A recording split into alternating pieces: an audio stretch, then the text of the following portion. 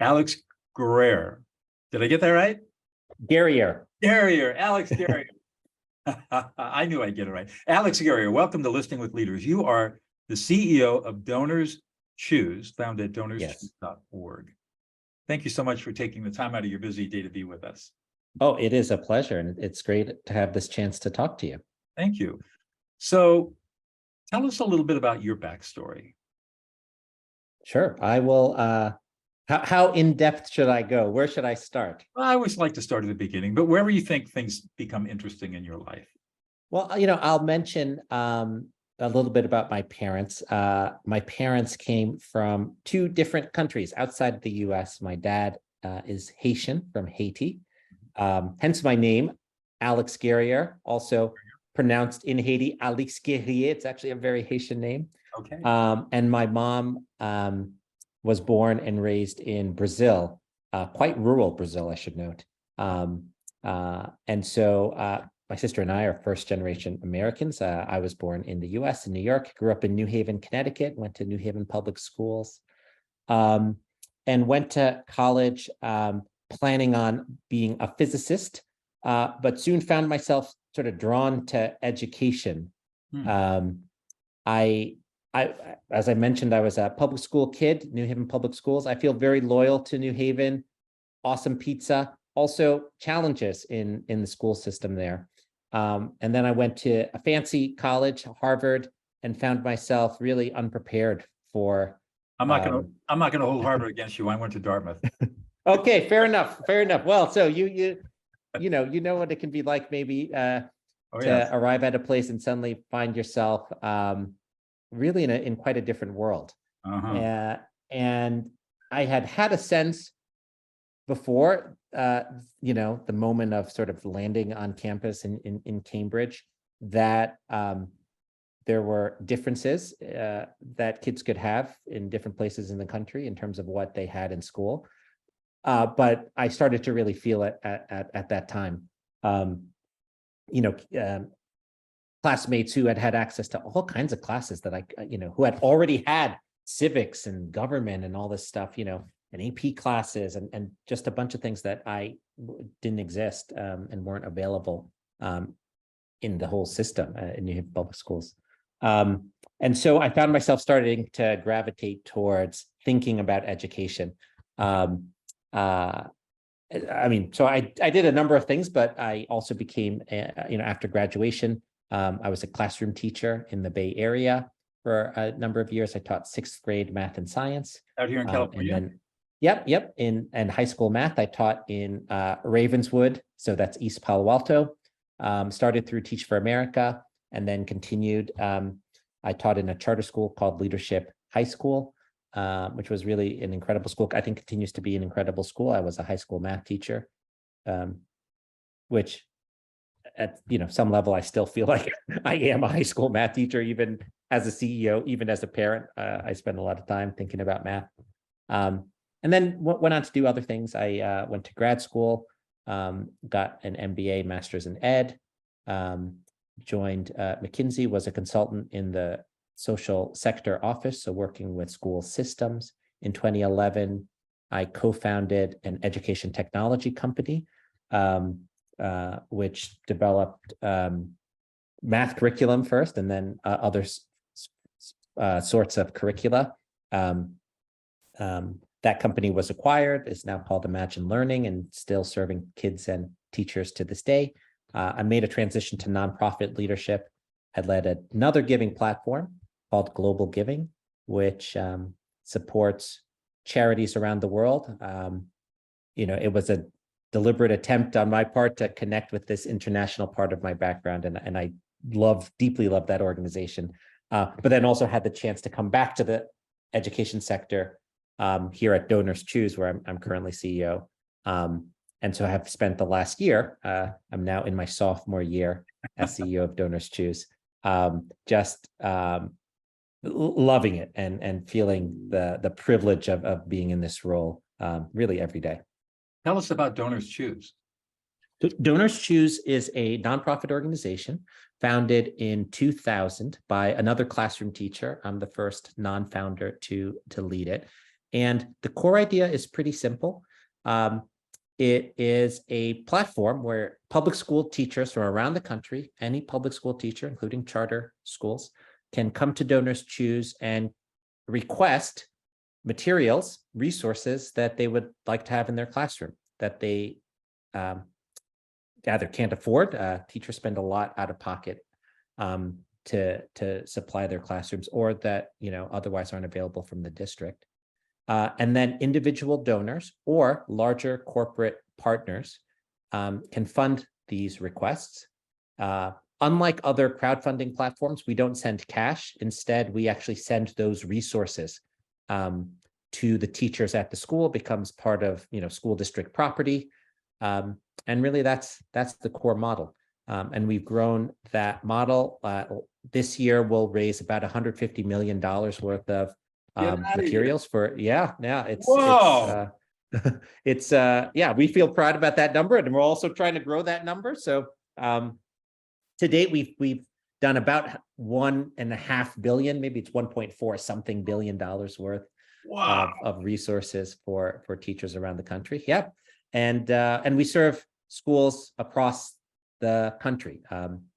I think we last counted 87% of schools in the country have had at least one DonorsChoose project.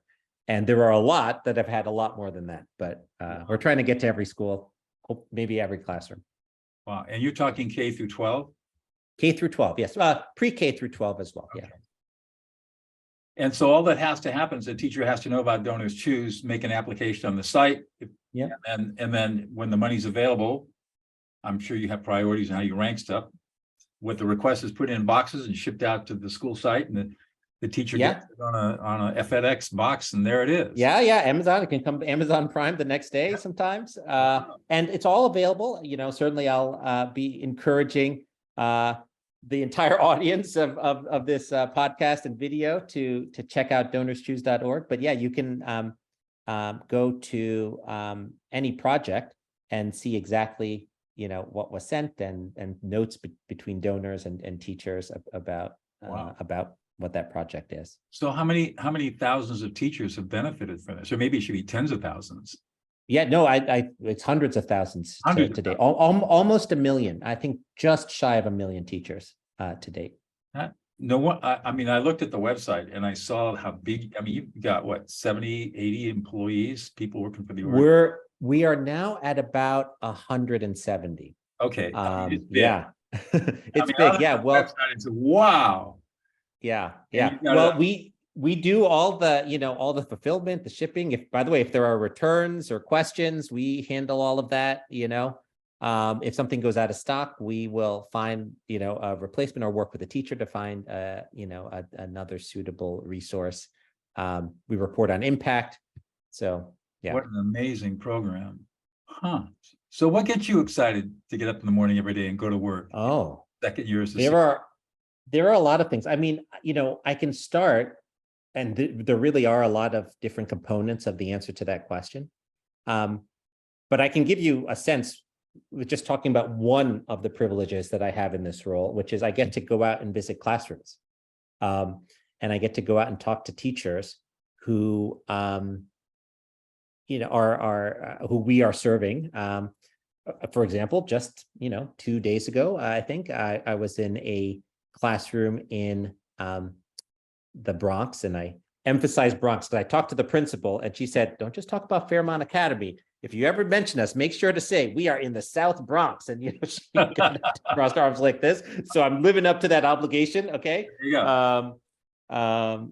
So Monique, I'm fulfilling your request here of emphasizing it's the South Bronx, and she's of that community. Mm-hmm. She grew up in the South Bronx and was really proud of how she had a pathway that was unconstrained by or broke through some of the resource constraints that she experienced and that her kids, that her students currently experience. But I had a chance to, she has teachers in her building that are quite successful on DonorsChoose. And yeah, I got to talk to those teachers and visit their classroom. And the feeling of going into the classroom and seeing, especially in an environment that, again, can be quite resource constrained, but seeing a beautiful, rich learning environment for kids, seeing kids thriving, working on stuff. So I'll give you a sense of what was in this particular classroom. She had done a bunch of requests related to Legos, and she had Lego creations. I think this was a 3rd grade classroom, decorating the walls. Also, in that period, she was working on a nature and gardening lesson. She had 2 hydroponic sort of growing stations with grow lights, and that were thriving. And in fact, this teacher had started a practice at the school. And again, if you can imagine, this is an area, obviously it's an urban area. Kids have some access, but often limited access to real, green space. But here the kids were working on growing these. They were diagramming the plants as I walked in. They had access to this green stuff. Not only that, they had actually started a practice of having, I forgot what they call it, but sort of garden, like innovation days or salad innovation days, where they would then harvest the cucumbers and the vegetables and then put together salads that were then delicious and healthy, and the kids were actually excited about eating.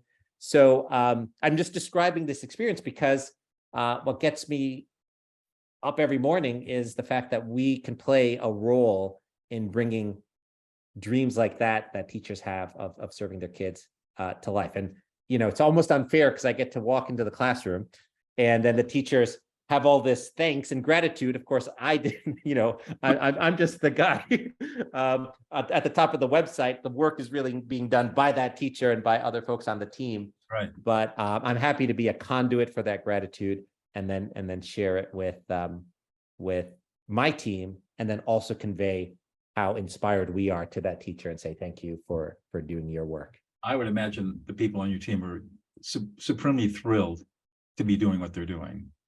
It's an amazing group of people. Each one of them coming from different backgrounds, but right. Each one of them, motivated by this goal. Oh man, I mean, I kind of sense goosebumps up my back when I just can imagine walking into this classroom and it's completely decked out. And here's a 3rd grade teacher doing a science lesson with plants. Yes. And drawing. So there's art involved. I mean, it's just multidisciplinary, the way education really should be. And absolutely. Yeah. You guys are facilitating it because you can give her the supply she needs to deliver that kind of educational experience. Amazing. Yeah, that's our mission. Wow. Incredible. So what do you think it's unique what's unique about you that you bring to the table? Oh, don't ask that question too loudly. Otherwise, people might start to question it. I see a lot of things myself, but I'm just curious about. Well, I can share, some of the factors. It's funny because in going through my career, I took a lot of seemingly random turns. Like, for example, I majored in physics, then I worked at an investment bank, but then became a classroom teacher after that. Then I went to grad school, then I was a consultant, then I did this ed tech thing. But it turns out that actually many of those relate pretty directly to my role now. Obviously, the technology platform, the fact that I was a classroom teacher, the fact that even in my sort of detour out of education to global giving, that was a crowdfunding platform with a very similar model. So I think that all of those play a role. But then also, just my identity as a public school kid, we have a focus at DonorsChoose on equity, racial equity, and socioeconomic equity. So we serve all public schools. Again, we've actually served most public schools, and we aspire to increase that percentage. And on top of that, we also have a deliberate focus on equity. One of the ways that focus is manifested is that if a school has a student population where 2 things are true, where over 50% of the kids are eligible for free or reduced lunch, and this is kind of a standard way of gauging income level, across public education. So if over 50% of the kids are in that category, And if over 50% of the students are have traditionally underserved racial identity, so that is Black, Latino, Indigenous, Pacific Islander. If those two conditions are true in a school, then that's an equity-focused school. And we're a nonprofit, we have a board. Our board has actually designated that that's our top key performance indicator, that we serve all schools and we strive to disproportionately ensure that those schools get a disproportionate amount of funding. And those are the schools that I taught in. You know, the schools that I taught in were, sure. yeah, for sure, both. And actually all the schools that I went to as a kid. I mean, obviously we didn't have this designation, and this was before DonorsChoose existed, but at the time they would have been, and today they are equity-focused schools. And so it has a, you know, particular meaning to me, but I also seek to bring that experience of being a student in those schools and sort of finding myself pushing against some of the constraints to my job here. Wow. Yeah, I mean, you are a unique individual. I mean, you've got your biracial background, your education in public schools in New Haven, and then your whole education, the culture shock of going to Harvard. Yeah.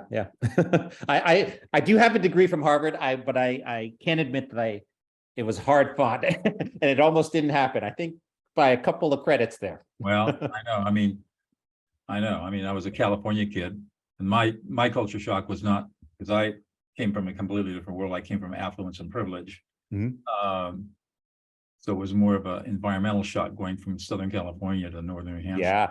Oh, very different. Diametrically opposed in some kind of literal way there. pretty much. That's pretty cool. So this show is called Listening with Leaders because as a lawyer turned peacemaker, I am very interested in listening as a foundational skill of life. Tell me about the importance of listening in your career and in what you're doing now, leading this amazing organization called DonorsChoose. Yeah. Maybe I'll talk about two different aspects of listening, but you know, others may also come up. One is when it comes to developing the product and the offering. I think I am still heavily influenced by my experience trying to, you know, bring a platform to life at the edtech startup that I co-founded with my co-founder, who also, you know, was a lifelong educator and a principal, and trying to develop a platform that was useful to teachers. For certain, the core activity that we did was to listen. I mean, ask questions, but then listen, observe people using this platform. We were trying to put on useful, you know, free video lessons. We spent most of our time trying to distill insights from what we collected through conversations and observations and classroom observations from the people that we were trying to serve. I mean, that was sort of most of what we did throughout that time. And that's also the case here, you know, where we have this platform that's working, it's serving teachers. But in terms of, you know, improving that platform, the ideas don't come from inside the building, right? As Steve Blank would say, like they come from out of the building. They're not going to come about through a bunch of us holed up in a conference room in our New York office, you know, sort of being brilliant. You know, no insights are generated that way. It's only through having a real listening orientation towards our users and our stakeholders, because we have many of them. So that's sort of one domain. But another thing comes to mind. You know, I have two daughters who are this summer going to turn 11 and 13. So at an age where they're curious about stuff and where stuff doesn't make sense, but also stuff makes sense. And you know, sometimes they ask me like, what is your job exactly? What do you do? Surprisingly difficult question to answer. But one of the ways that I answer them is to say, well, I spend most of my time talking to people. I sort of spend half my time talking to people inside DonorsChoose, inside the company. And then I spend half my time talking to people outside. In fact, that's what I'm doing right now, spending half my time talking to people outside. And in each of those, that's most of my time, in fact, like I'm not sure that I really do any work, but I do a lot of talking or a lot of conversation, and definitely a lot of listening. For example, when I'm talking to folks inside DonorsChoose, again, I'm talking to my soon to be 13-year-old about what it is to be a CEO, and disabusing her of the idea that I'm telling people what to do, because really most of what I'm doing is trying to be helpful. I'm trying to be helpful in what they want to do, and kind of having them tell me what they need from me. And again, most of that is listening. There's a particular kind of, my usual starting question when I have a one-on-one with anybody in my team, either a direct report or somebody else, is just like, what's on your mind? I like that question, what's on your mind, because it's quite open. I mean it literally, what's on your mind. Sometimes, often it's related to, the work, but often it's not. And I am listening for what is salient to that person at that time. I'm listening for, usually I try to listen for sort of emotional signifiers. So if somebody has a bulleted list of sort of, here's some of the things, and then in one of those, they use the word frustrated, or I'm really nervous about, or I was, then I'll try to hone in on that and say, oh, wait, hold on. Let's just tell me a little bit more about that. If there's a kind of an emotion attached to it, because often that will end up being the most important topic, and probably the best way that we can spend. It is the most important. Yeah. Without exception. Yeah, exactly.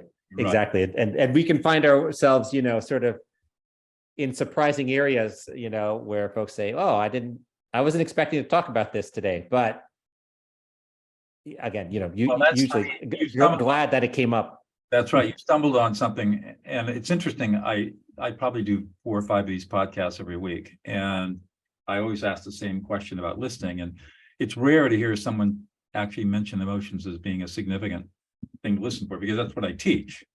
I teach that we listen for words, we listen for meaning, and most importantly, we listen for emotions and feelings. Yeah, because almost all of the importance in what somebody says or what they're communicating is what their emotional experience is. Yeah, that is what it's almost like a heat map, Exactly. And when you can learn how to listen to emotions, and to your point, you can either ask, well, tell me more about that, or what I teach is how to reflect emotions. Oh man, you're really frustrated. You're really pissed off. Because brain scanning studies show that when you listen to and reflect emotions with a you statement, it calms everything down. That's interesting. My 4th book, How to Calm an Angry Person in 90 Seconds or Less. We just use the brain's architecture. Instead of trying to fight a person, we let their brains do the work for us. And is it a kind of validation? Is that the sort of mechanism? People end up feeling validated, but what happens is, what the brain scanning studies show is that when you affect label, tell somebody what they're feeling using a you statement, the emotional centers of the brain are inhibited while the right ventral lateral prefrontal cortex is activated. And they show this in the fMRI study. Oh, really powerful. And as a result, we can calm any angry person, or we can validate somebody, or we can make somebody feel deeply heard. So you create instant trust, loyalty, and engagement with any human being, or instant intimacy within 90 seconds. And you're doing it. So good job. Oh, well, thanks. I now have a new book to to put on my list. De-escalate. Calm an angry person in 90 seconds or less. And I'm just so pleased to hear that you're paying attention to emotions, because we live in a culture where emotions are considered toxic. Yeah. And evil. And yet we're 98% emotional and only 2% rational.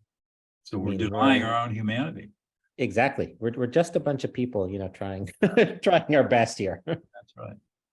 So where do you see yourself going? You've been in this job for going on 2 years now, as you said, sophomore CEO with Where's Alix going? What's, Well, you're pretty young. yeah, still, yeah, getting up there. I think I just went to my 25-year college reunion.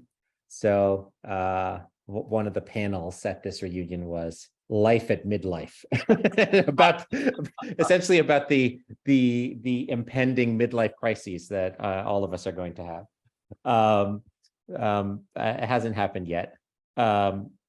So I expressed a bit about the incredible sense of privilege that I feel in this role.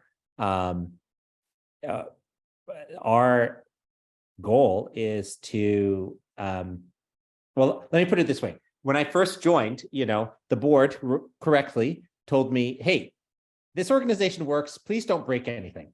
Actually, speaking of listening, they told me, can you please spend the first year listening because things are working, They did express, gave some nice words to me, but they're like, don't break anything. Just listen. So I tried to do that.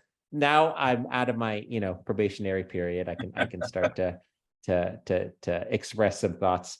Tweak things here and there. But they were right. I mean, this is an incredible organization. It's an incredible platform for really pushing hard against structural inequity.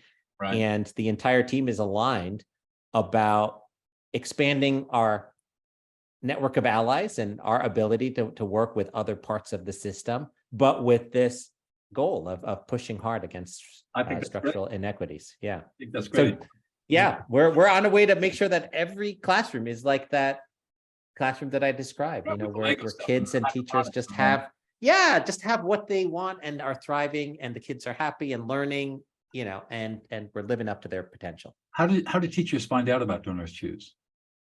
Often through word of mouth. We have ambassadors as well, who are teachers who have been successful that we sort of deputize to share the word.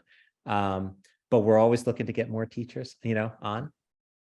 Huh. So if any teachers are listening to this podcast and you haven't visited DonorsChoose.org, please do so.